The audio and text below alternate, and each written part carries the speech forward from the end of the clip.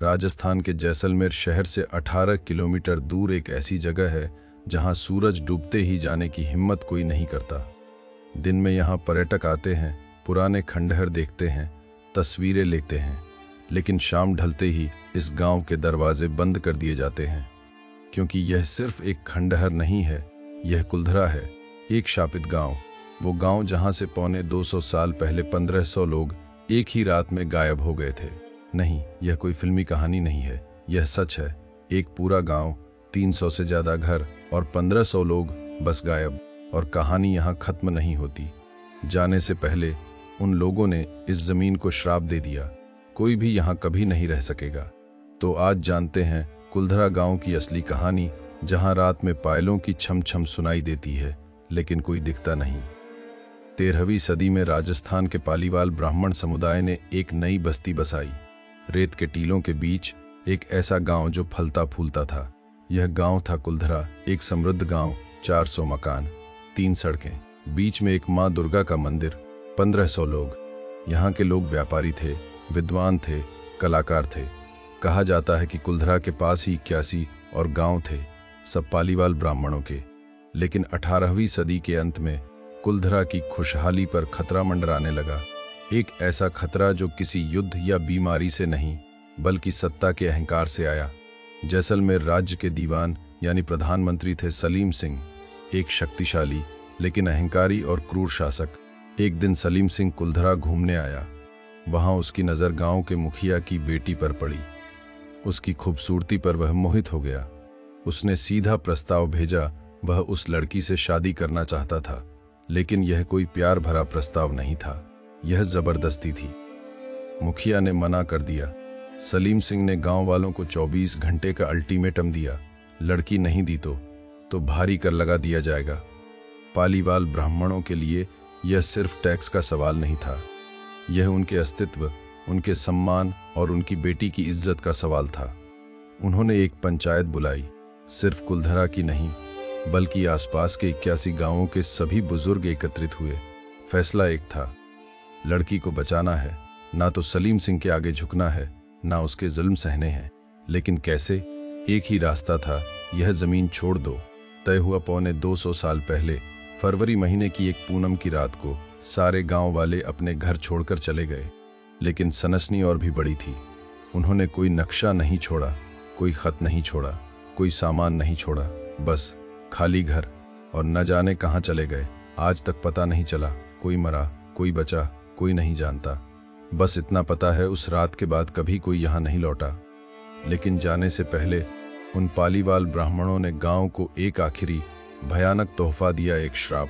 कोई भी इस भूमि पर कभी नहीं रह सकेगा। जो भी यहां आकर बसने की कोशिश करेगा, उसकी मौत हो जाएगी। श्राप इतना शक्तिशाली था कि पौने 200 साल बाद भी यहां कोई नहीं रहता। सच कहूं तो कुछ लोगों ने कोशिश की, कुछ परिवार कुलधरा में रहने आए, लेकिन क्या हुआ? वे यहां से भाग खड़े हुए, कुछ तो बच भी नहीं पाए। ब्रिटिश अफसर लेफ्टिनेंट कर्नल जेम्स टॉड ने भी इस श्राप का जिक्र अपनी किताब में किया है। उन्होंने लिखा, यह वो जगह है जहां जाने से हर कोई डरता है। साल 2015 में दिल्ली की एक पैरानॉर्मल रिसर्च टीम यहां अध्ययन करने आई। 30 लोगों की टीम। वे यहां रात बिताने वाले थे, लेकिन जो उन्होंने देखा वह उनकी उम्मीद से कहीं ज्यादा भयानक था। काली परछाइयां दीवारों पर घूम रही थीं, हर जगह कदमों की आवाजें। उनकी कारों के ऊपर छोटे छोटे हाथों के निशान मिले, बच्चों के हाथों के जैसे, लेकिन वहां कोई बच्चा था ही नहीं। टीम के एक सदस्य के कंधे पर अचानक किसी ने हाथ रखा। उसे लगा कोई बच्चा उसके हाथ में उंगली डाल रहा है। वह घूमा अकेला। और सबसे डरावनी बात, जब उन्होंने ऑडियो रिकॉर्ड किया तो उसमें सिर्फ सन्नाटा था। लेकिन जब वे लौटे और रिकॉर्डिंग सुनी तो उसमें महिलाओं की बातें और पायलों की छम छम थी। कुलधरा के पास के गांव वाले भी बताते हैं कि रात में वहां से आवाजें आती हैं, बातें करने की आवाजें, हंसी की आवाजें, रोने की आवाजें। कई सालों से लोगों ने कोशिश की है इस गांव के रहस्य को समझने की, लेकिन आज तक सच्चाई का किसी को पता नहीं चला। हालांकि कुछ इतिहासकार मानते हैं कि असल वजह पानी की कमी थी।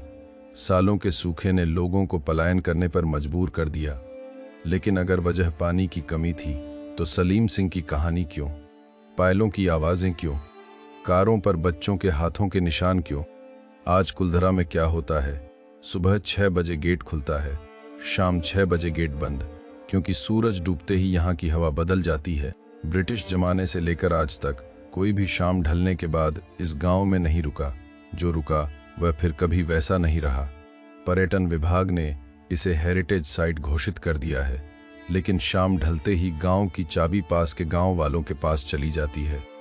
लोग कहते हैं कि कुलधरा में रात में फूलों की खुशबू आती है, भोजन पकने की गंध आती है, मानो अब भी वहां कोई रहता हो।